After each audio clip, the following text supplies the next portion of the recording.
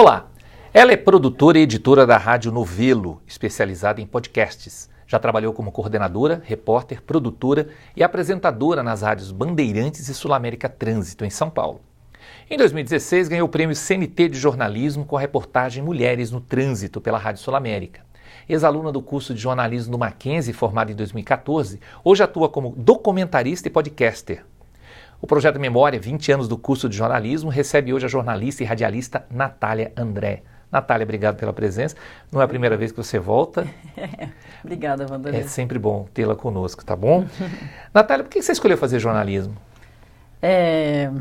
Eu era muito perdida na época da escola, assim, sobre para onde eu ia, assim, porque eu não gostava muito, eu ia muito bem, sempre fui muito bem, assim, naturalmente na escola, não sou um gênio, não é isso, mas eu levava.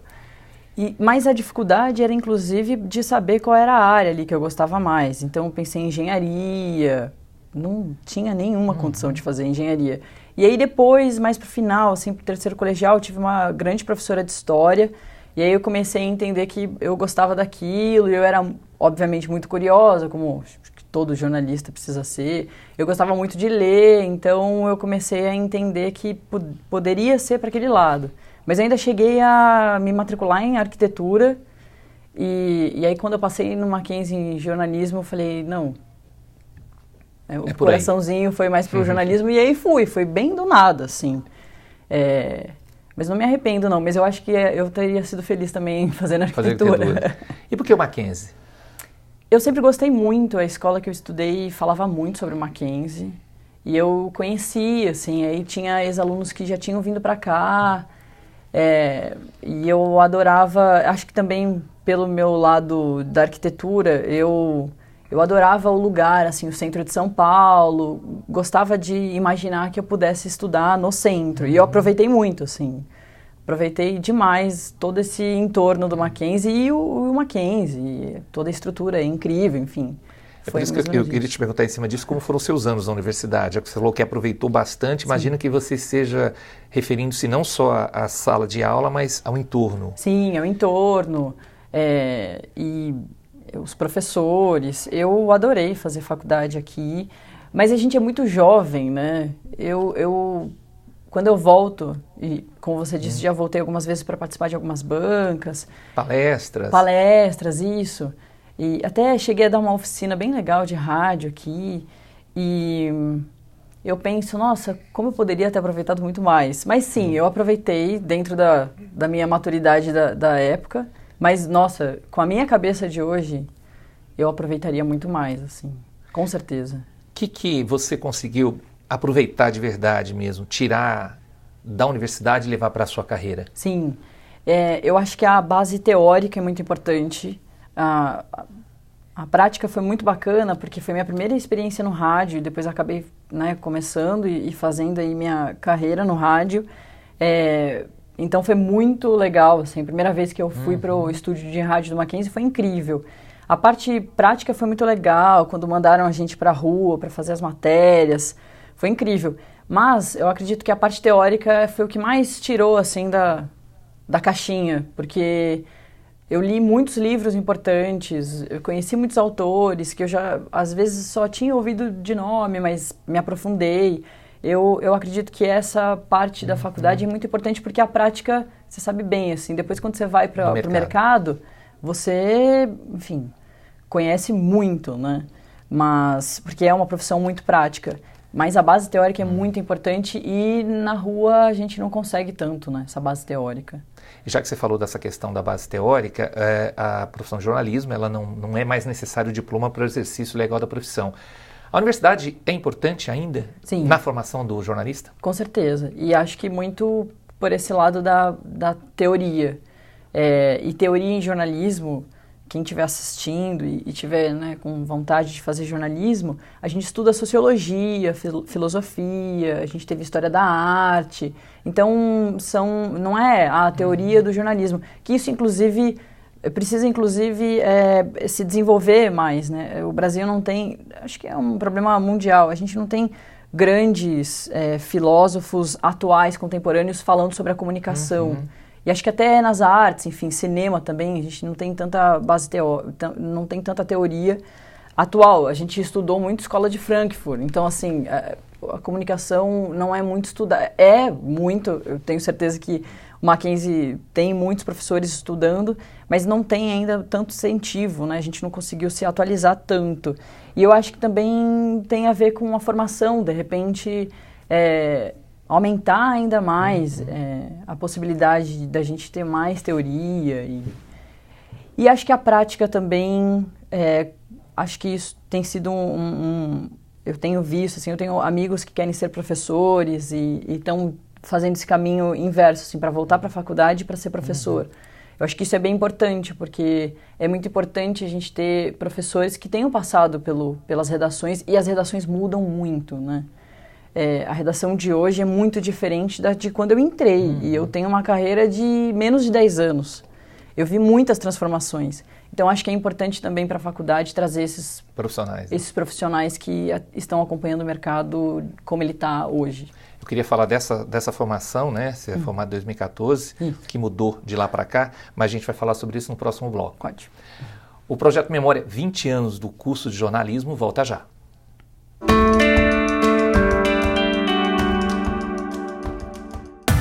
Dê um passo a mais na sua carreira. Faça MBA no Mackenzie. Finanças corporativas, gestão estratégica empresarial, liderança e gestão de pessoas, marketing e estratégia competitiva. E agora, além do campus Higienópolis, você também pode fazer seu MBA no WTC, o maior complexo de negócios da América Latina. Cursos MBA do Mackenzie. Seja destaque no mundo dos negócios.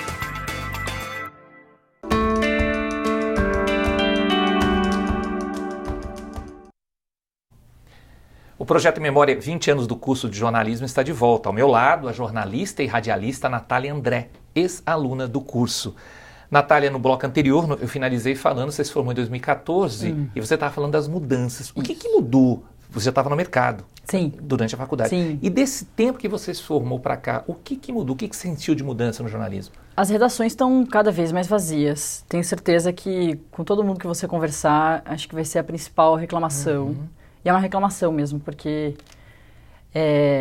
a profissão está no meio. Eu sou muito positiva, então eu acredito que a gente está num turbilhão de mudanças tecnológicas, de gestão, e a gente está num momento mais difícil, que é justamente essa bagunça. Mas isso vai passar e a gente vai transformar a profissão, mas ela vai precisar passar por uma transformação, porque atualmente as redações ainda têm gestões muito antigas, e é um processo totalmente novo. Então, são pessoas que... E antiga não quer dizer que seja uma pessoa idosa, uma pessoa velha cronologicamente falando, né? Não é isso. Porque as pessoas se atualizam, né? Mas são pessoas desatualizadas, que não estão acompanhando, que tem os podcasts no rádio, tem... A internet, a informação chega muito. Na Sul-América, a gente recebia muita mensagem de WhatsApp e os ouvintes, eles eram os repórteres. Uma participação efetiva do ouvinte. Totalmente. Nessa questão que você falou do rádio, do podcast, por exemplo, você é uma pessoa que sempre trabalhou com rádio, né? Como é que o rádio está nesse momento do jornalismo? Eu sempre acreditei, e foi na faculdade que eu vi isso, inclusive da professora Marcia Detoni, que o rádio nunca morreria. Era o veículo, ou o meio, melhor dizendo, o meio que mais ia conseguir se adaptar. E eu continuo acreditando. Eu acho que as rádios têm se sacudido aí para entender essa nova onda, porque é um novo formato das pessoas se comunicarem, um novo formato das pessoas ouvirem, não só notícia, elas não querem mais ouvir só notícia. Elas querem ouvir de todos os assuntos que interessam e que não interessam, inclusive. Tem podcast de absolutamente tudo, né? E as rádios lá atrás, pouquíssimo tempo, há 5 anos, eu estava na Rádio Bandeirantes quando começou essa conversa de podcast, e a gente lá e outras rádios faziam, acredito que um caminho errado. Punham a programação da rádio como podcast. E não era um material preparado para podcast. Exatamente. Né? Aí quando virou essa chavinha, quando as pessoas entenderam que o podcast ele precisa ser um conteúdo para podcast, tem que ser muitas vezes uma equipe que faça isso, né? A CBN faz muito bem isso com Vozes, acabou de ganhar um Vladimir Herzog. Mas ainda é uma novidade, né? É uma novidade completa.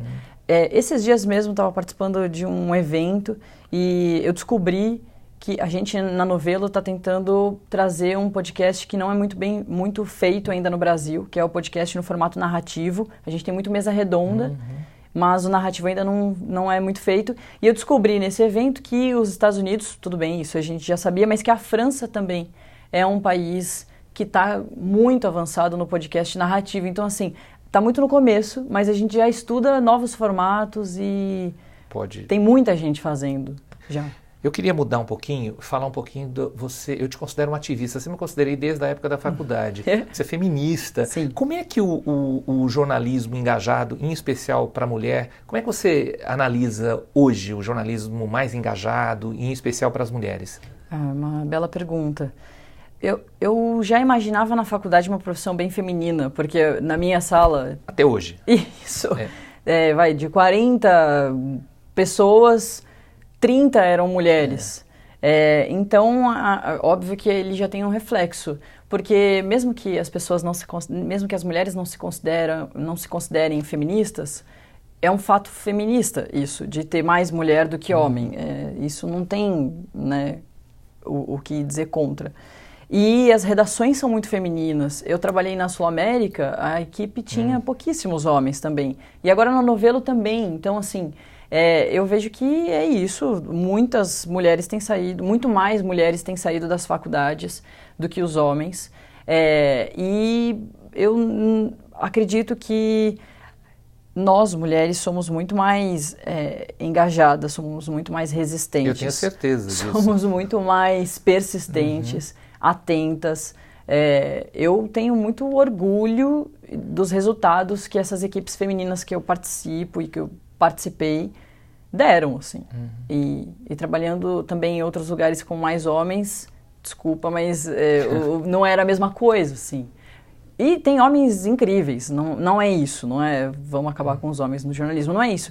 Mas eu fico bem orgulhosa de participar, de ser uma profissional de uma profissão que seja bem feminina. E o engajamento, você acha que, principalmente nesse período que o jornalista está passando, de fake news e tal, qual é a necessidade dele dentro do jornalismo? Independentemente de ser homem ou mulher? Homem ou mulher, tá. É uma dificuldade bem grande, né? Eu trabalhei, fiz um freela bem bacana no Yahoo ano passado, durante as eleições, e foi uma loucura, assim, foi desesperador, porque era essa loucura das fake news. E é muito difícil, né? Porque as informações chegam de todos os lados, inclusive chegavam informações na redação que a gente corria para ir atrás, para conseguir apurar. Óbvio que a gente tinha ferramentas para apurar e as pessoas não têm, né? Elas acreditam nisso. Mas eu lembro de discussões com amigos jornalistas que era um incômodo nosso, porque virou uma loucura tão grande e o papel principal do jornalista é a apuração. Então, assim, qualquer equipe tem que ser boa em apuração. Mas aí começaram a criar equipes para apurar a fake news. E aí essas equipes começaram a se sobressair de um jeito estranhíssimo, assim. Eu lembro que foi uma polêmica nas minhas rodinhas, assim. A gente falava, cara, mas é muito louco os veículos falarem, nossa, a gente tem uma equipe de apuração de fake news. Deveria ter todo mundo ali deveria ser um bom apurador, porque se não for bem apurada a informação, qualquer informação pode ser uma fake news, né? Enfim, eu acho que serviu para a gente talvez reforçar, né, que talvez a apuração então não estava sendo bem feita, porque tiveram que surgir equipes só para isso. Acho que tudo isso vale para melhorar a profissão.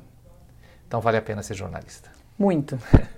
Natália, um prazer recebê-la. Obrigadíssimo mais uma vez, né? Você já está sempre de volta. Sim. Espero que você volte. Eu quero mostrar esse material para os alunos que estão chegando também, para eles terem essa visão da profissão. Obrigado. Obrigada, passou muito rápido. Passou muito rápido. Obrigada, André.